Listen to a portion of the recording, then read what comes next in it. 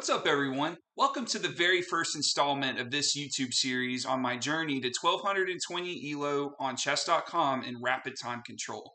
If it's your first time on the channel, thank you so much for tuning in. I truly appreciate the support. My name is Brent. I'm from the United States of America, and I am a massive chess and racing enthusiast, mainly NASCAR, hence the name of the channel, Talladega Nights. I'm not going to make this intro too long, but I do want to give a quick summary of what this series is going to consist of. All of these games are going to be played on chess.com, and all of the games are going to be in rapid time control. I'm going to mix it up between 15-minute games and 10-minute games, and the reason for that mainly is because even though they're both rapid, I feel like there is a massive difference in the style of gameplay between the two. As a lot of you might be aware of, the 10-minute games can really create for massive time scrambles towards the end. And whereas the 15-minute games, you have a lot more time to calculate and to think about what you want to play. So I think a good mix of the two will be good for this series. But either way, whichever one I choose, it'll both be rapid. And the ultimate end goal will be to achieve a rating of 1220 in rapid. The reason I'm choosing 1220 as my target ELO is because 1219 is actually the highest ELO I have across any time control. As you can see on the screen, I'm currently rated 1098 in rapid, which is the highest I've ever been rated. But if we go over here to daily, you can see if we go to all time, my highest rating all time in daily is 1219, and that's the highest of any time control for me on chess.com. So that's exactly why I am choosing 1220 as my target, because if and when I achieve that 1220 rating, that'll be the highest ELO for me ever across any time control. So that's going to be the plan for this series. I don't have an exact number of days that I have to get the ELO by or that I want to get the ELO by, but I think if I can get it within, say, 20 or 25 videos, that would be a good achievement for me. Because like I said, I'm currently in the 1090s, and I'm averaging every time I win, it's about 8 points on the ELO, just depending on the opponent's rating. So if I can get to 1220 within 20 games, I would be very happy with that. All right, with all that being said, let's just go ahead and get this show on the road, and let's get this journey to 1220 ELO started right now. Green flags in the air. Who's going to be taking the lead today? I think it's going to be Ali 01 or Ali 01001. And we're going to play the most common opening in all of chess. Ali is a 1072 out of Iran, and has been a member since April of 2020. Okay, so we're playing the Scotch game. I'm instantly going to throw a yellow, and I'm going to slow down and think about what I want to play here. I know that this is an option with that, and then that, and that. It's definitely an option, but I'm going to take my time here because this absolutely will get me above 1100 if I win this game. It would put me at a new highest rating of 1105. If I draw, I lose 1. If I lose, I lose 9. So we're absolutely playing for a win here.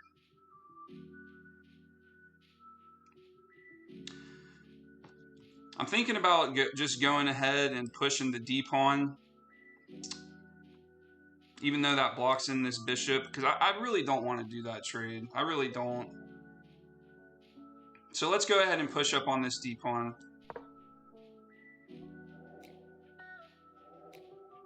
I might lose my castling rights if he ends up taking and we take and do a trade, but it's okay. You don't have to castle to win a game in chess. But king safety is definitely the #1 most important thing in the game of chess, and castling can certainly help that. Yep. Okay, so the situation I'm in is if I do this, if it's a trade, I'm going to lose my castling rights. So, or, I mean, he might instantly just come down. So let's go ahead and do it. I mean, I'm almost certain he's going to trade. I'd be shocked if he didn't. If he doesn't, I will develop this bishop to prevent me from losing castling rights.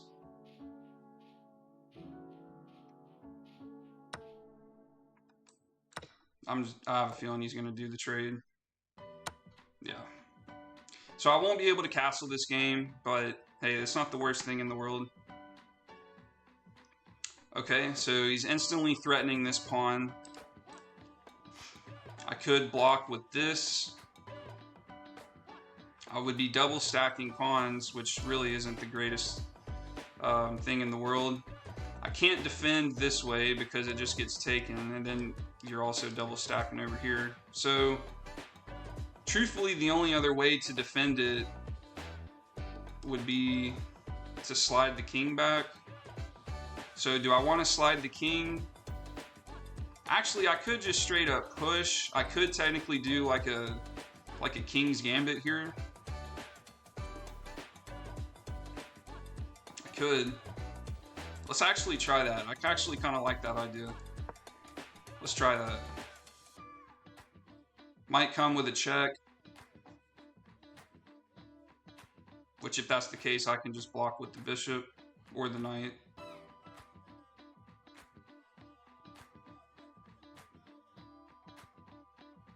But definitely a lot at stake here. I'm trying to break the 1100 threshold, so I'm most certainly going to take my time on a lot of these moves. But I've noticed when you get a lot of gambit situations like this, really this isn't a gambit, but yeah, the opponents tend to take a lot of time, especially in the 15-minute games. And if this was a 10-minute game, we would be well past move 7 already. Okay. Now I could push up here to block off the opponent's bishop from giving a check. I could also take.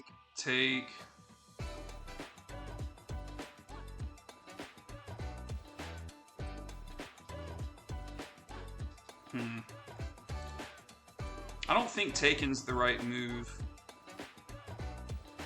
But I'm not necessarily sure if pushing up is either. But I think just for simplicity's sake, I will take, and then I'll probably develop the knight to instantly attack that. Even though before I do that, I might push up. Yeah, let's actually go ahead and push up to prevent him from pinning the knight to the king. So I can play knight to f6 next move. Okay. Let's go ahead and do it. I could have given a check.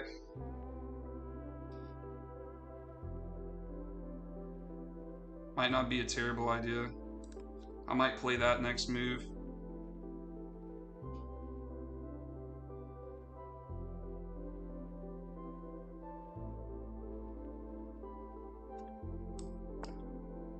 Okay, so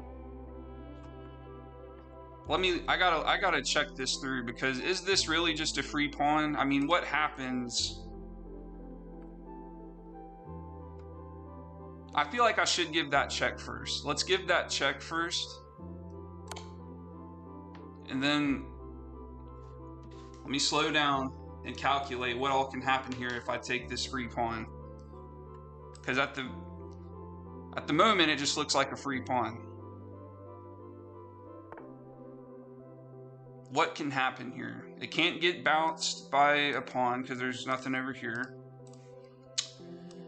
He might do that, but then I could just straight up come there. He could pin it. That actually might not be a good play, because if I did that and he came there, I could lose the bishop fast. But I really don't see a problem. I don't see a problem. I mean, if I take, he might slide, add some pressure. Where could I go next? I guess I could come here, maybe. Oh, man. I might slide here. Even though he can come there, but then I can just push up.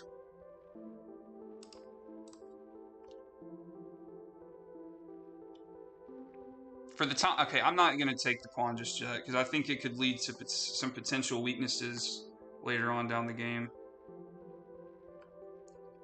The only other question is now is, do I develop the rook right there? I think I should add another defender here, because I definitely don't want to defend it that way. I guess I could always defend it this way.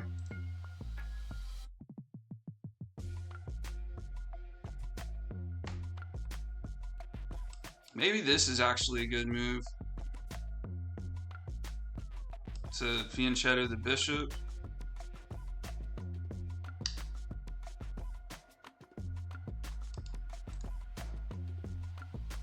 Actually, man, all this talk about me not taking the pawn, I think I am just going to take the free pawn.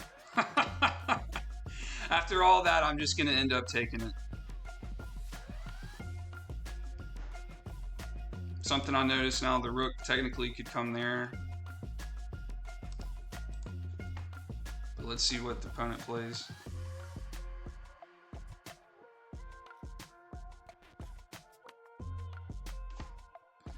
I think the good thing about this, though, is I can give a check. He can't take, so then if he comes there, then I can really go anywhere with this. Oh, wait a minute. Would that be... I actually think taking that was a good move.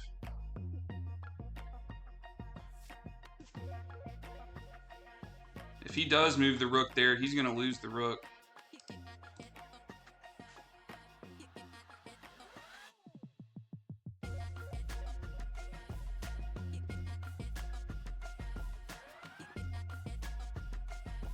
If he moves there, I give a check. Okay, I don't see what that move does at all. I think I should try and make him move the rook, because if I give a check, well, I guess now he can come here.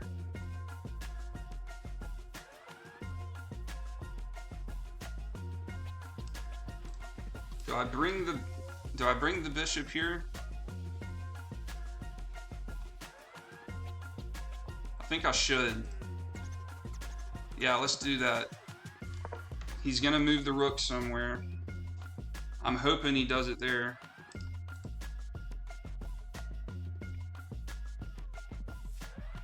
Because what I was trying to say is if he goes there, I check.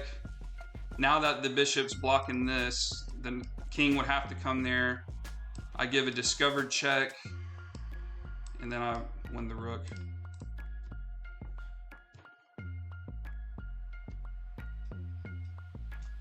Could come down here.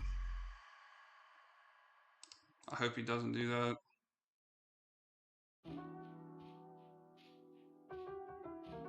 But all of a sudden, I'm putting tons of pressure on Ali's king here. The opponent's definitely giving a nice long think here. Starting to feel super pressured with his king, probably.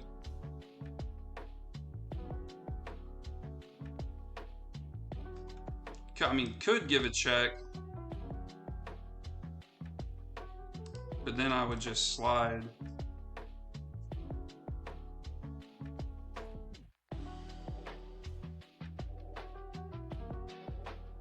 And then, I mean, that would be a fork if he didn't move it again, so.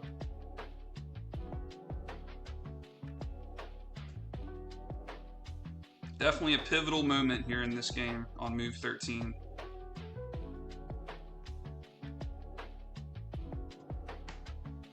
If I had to guess, I would think the best computer move is probably that.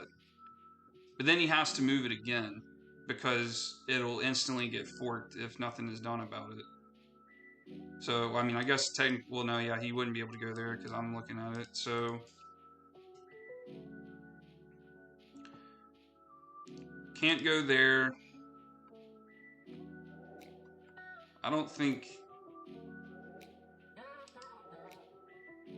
I'm not sure about that square. Definitely can't go there, or there, or there, or here. Could come here. Could come to f7.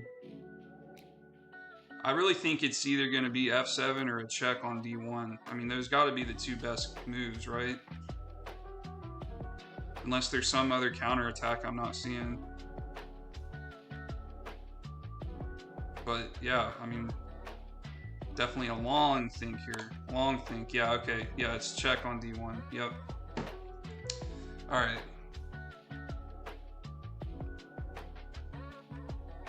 I think e7 is going to be the best square because there's the dark squared bishop can't check and there's no other checks. So let's do that.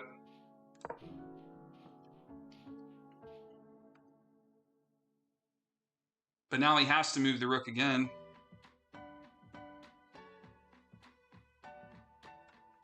It can't go there. It cannot go there. Cannot go here.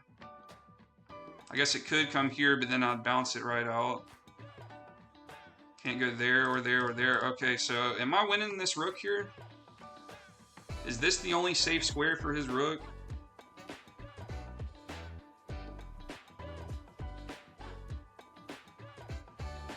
But then if I come here, check, has to go there. I feel like there's got to be some sort of checkmate pattern with these bishops in this knight. I feel like there's got to be one.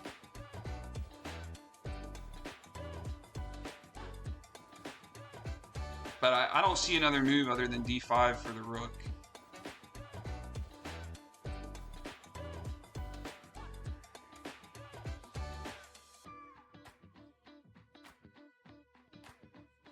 The opponent has, man, this has been a long caution. These past two moves have we've definitely thrown the yellow out for these, but I mean, I can't blame him because this is a very pivotal moment of the game. Exactly what I was talking about in the intro. Like this, in a 10-minute game like this, you don't have time for long things like this. But thankfully, with a 15-minute game, you know, you can look it up. Okay, hold on. I think that's a mistake here. That should be a mistake, right? Because if I check, has to go there, and then discovered check. Yeah, oh yeah, that's a mistake. Yep. Now, is there a checkmate pattern I'm missing here? Is there a way? What's the way? There's got to be some sort of checkmate pattern.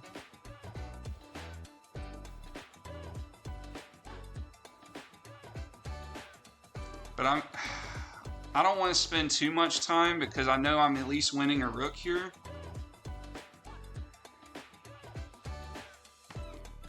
Let's calculate. So if I go here, the king literally has to retreat back again. I take the rook for free.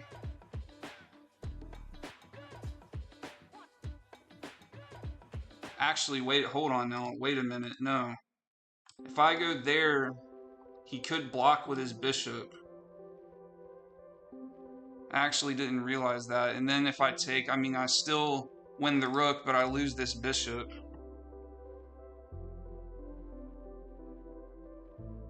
But I think I gotta play d3. Hopefully he doesn't think very quickly, or hopefully he thinks quickly and doesn't block with that bishop.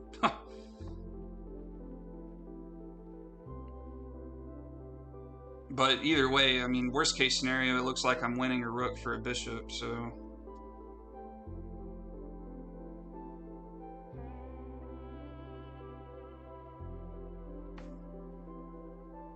I really hope he doesn't see e3.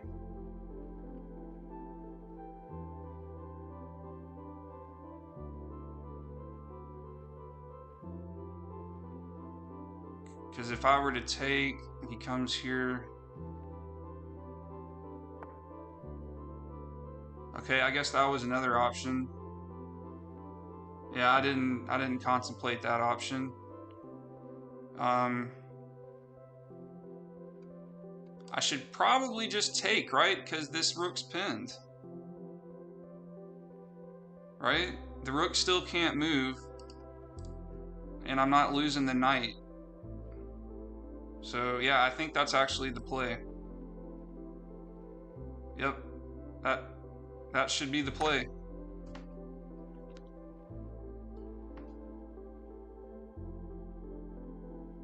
Yeah, I mean, this rook is pinned, so the rook can't move. I think that was a mistake by Ali. Blocking with the bishop, I think, would have been the best computer move if I had to guess. We'll see in the game review. But now I just got to really focus here. I mean, I have the time advantage. I have the material advantage.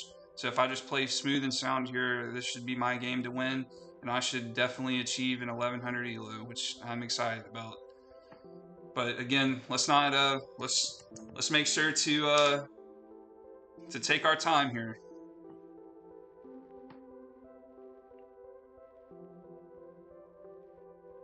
I really wanted to look for some sort of checkmate sequence there, but I don't really think there was. I still don't think there is one. No, he just resigns. Okay, well, we'll find out very quickly if there was a checkmate sequence. The race is over, and we have a new highest rating of 1105. Yes, broke that 1100 threshold. And the journey to 1220 is off to a very nice start with a win. Awesome. All right, let's go ahead and do this game review real quick. All right, let's take a review of these statistics. Oh my goodness, 89% accuracy for myself. Wow, that's great. And 69% for the opponent. I had an 1800 game rating. Yeah, wow, I'll take that all day, every day right now. And the opening accuracy was almost perfect. I mean, 98.6% accuracy. Is that my temperature? No, that was the accuracy. That's fantastic. And an 85% middle game. Nobody blundered anything, but just a couple mistakes by the opponent is literally all it took. So, all right, let's go ahead and jump into the actual review. So we played the Scotch opening. These were the book moves.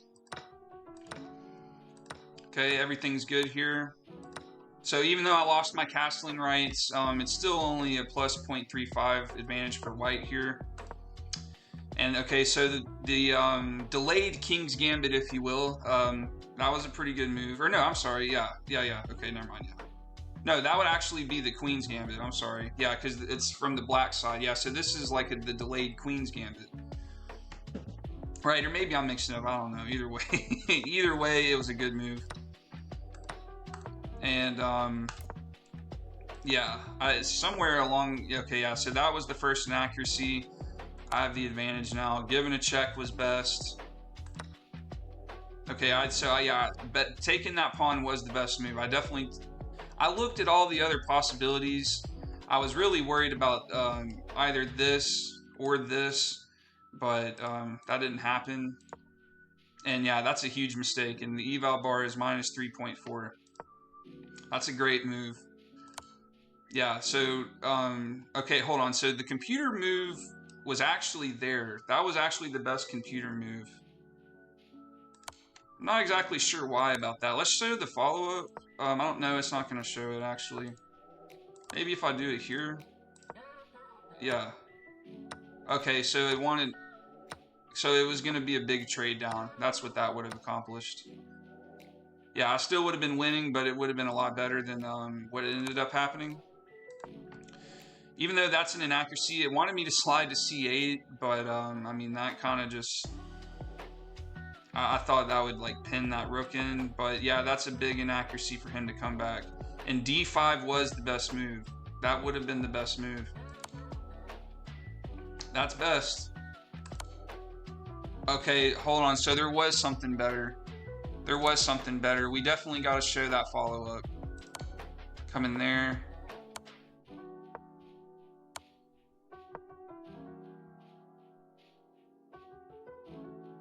What? What? I haven't won anything. I'm only up 1 point in material, but somehow this is the best position.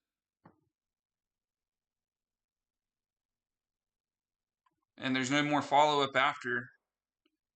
I'm trying to see what would be the best play after this, but is it this? I just don't see it.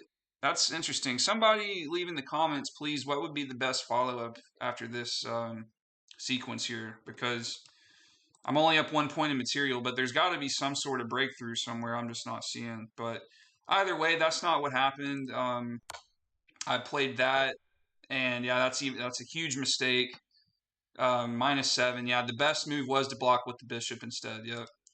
But instead, yeah, That was the best move to take that bishop because I win the bishop, I don't lose the knight, and the rook is still pinned to the king. So yeah, the eval bar was -7. There's really nothing Ali would have been able to do here. So we ended up getting the win. We got the 1105 rating, and session 1 of our journey to 1220 elo, I would say, was a very good success. All right, y'all, I think that'll wrap it up for today's video. I hope you enjoyed the game that I played against Ali. I found some really nice tactics. Definitely had some help from the opponent on a couple of moves, but overall, I could not be happier with how this game turned out and with how this journey is starting. Y'all make sure to be on the lookout for session number 2 as we continue this journey, and thank you again for tuning in. I really do appreciate it. Y'all stay safe, have a great day, and remember, as always, if you ain't first, you're last.